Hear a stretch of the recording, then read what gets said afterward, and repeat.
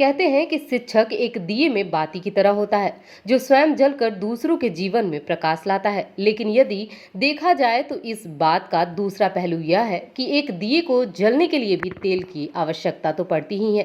यदि दिए में तेल न हो तो प्रकाश करने वाला लौ भी बुझ ही जाता है, और ऐसा ही कुछ हो रहा है वर्तमान समय में शिक्षकों के साथ। सरकारें तो शिक्षकों की भर्ती रोककर प्रकाश फैलाने से रोक ही रही है। बची हुई कसर विश्वविद्यालयों के द्वारा कार्यरत शिक्षकों पर जुल्म कर पूरी की जा रही है।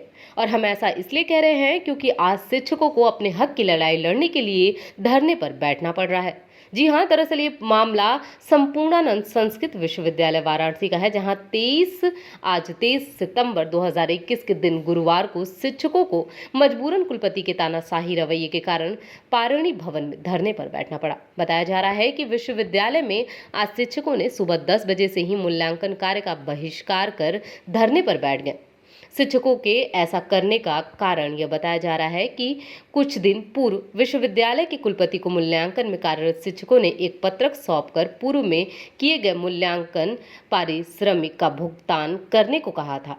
लेकिन इसके बावजूद शिक्षकों की बातों की अनदेखी कर कुलपति महोदय द्वारा परीक्षा नियंत्रक को यह आदेश जारी किया गया कि जो शिक्षक पूर्व में मूल्यांकन पारिश्रमिक का भुगतान करने का दबाव बना रहे हैं, उन्हें वर्तमान में मूल्यांकन कार्य से मुक्त कर नए परीक्षकों को मूल्यांकन कार्य में लगाया जाए। शिक्षकों से जिससे क्षुब्ध होकर आज शिक्षक मूल्यांकन कार्य का बहिष्कार कर धरने पर बैठ गए। वाराणसी से कुलदीप कपूर की रिपोर्ट। और कहते हैं कि साहब परीक्षा फल में विलंब हो रहा है। विद्यार्थी चूंकि हमारे होते हैं, विश्वविद्यालय परिसर के विद्यार्थियों का मूल्यांकन हो चुका, उनका परीक्षा फल भी निकल भी गया। मात्र 400 लड़के, 44,500 विद्यार्थी हमारे होते हैं। आए दिन विश्वविद्यालय सैलरी को विवाद में रहता है, कभी कर्मचारी कभी प्रोफेसर, ये क्यों होता है? अब ये तो विश्वविद्यालय का वित्त विभाग जाने।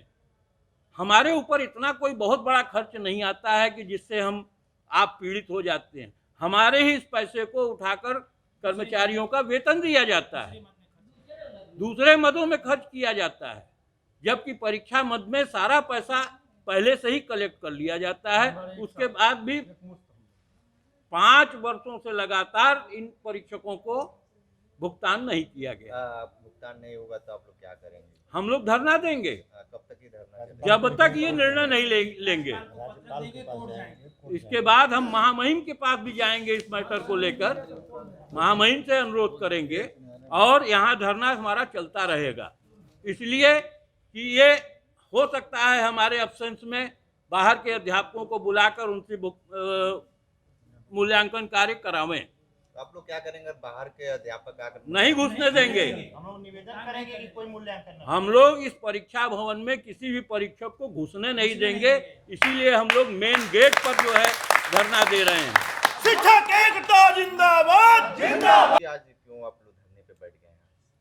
विगत 5 वर्षों से परीक्षा कार्य का मूल्यांकन जो हम लोग करते हैं, उसका भुगतान आज तक नहीं किया गया। पिछली बार भी इस तरह थोड़ा सा 1 वर्ष का भुगतान आंशिक रूप में किया गया था। परीक्षा कार्य से हमारे सारे शिक्षक जुड़े होते हैं किसी न किसी रूप में, चाहे वो केंद्र व्यवस्था में हो, चाहे वो मूल्यांकन में हो, प्रश्न पत्र निर्माण में हो, मौखिक परीक्षा के लिए हो, केंद्र चलाने के लिए केंद्राध्यक्ष भी हमारे ही अध्यापक हुआ करते हैं।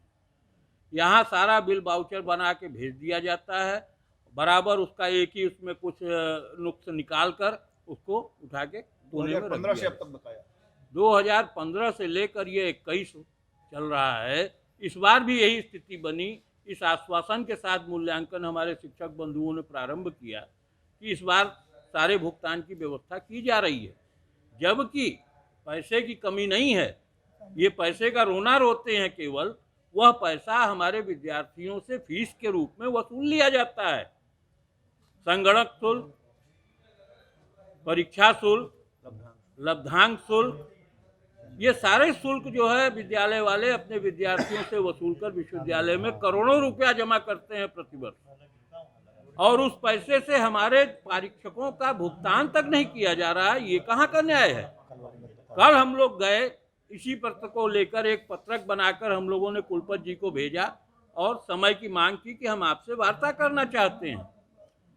सुबह 10 बजे का वो पत्रक लगा 5:30 बजे तक हम लोगों ने वहाँ गेट पर इंतजार किया, लेकिन कुलपति जी के पास इतना समय नहीं था कि हमारी पीड़ा को सुनकर उसका समाधान करने की दिशा में निर्देश दें। उल्टे आज यहाँ जब सारे परीक्षक लोग जुटे तो एक पत्र विश्वविद्यालय की ओर से जारी किया गया, आ रहा है आपके, एक पत्र विश्वविद्यालय की ओर से जारी किया गया कि जिसमें जितने भी परीक्षकों ने उस पत्र पर हस्ताक्षर किए थे कि हमारा बकाया वापस किया जाए, उनको तत्काल प्रभाव से मुक्त कर दिया जाता है। यह अध्यापकों का असम्मान है। आप पहली बात तो ये कि हमारे साथ कभी आप हमको कोई आमंत्रण पत्र भी नहीं भेजते। हम अपनी व्यवस्था के चलते खुद आकर आपसे संपर्क करते हैं और कहते हैं कि साहब परीक्षा फल में विलंब हो रहा है। विद्यार्थी चूंकि हमारे होते हैं, विश्वविद्यालय परिसर के विद्यार्थियों का मूल्यांकन हो चुका, उनका परीक्षा फल भी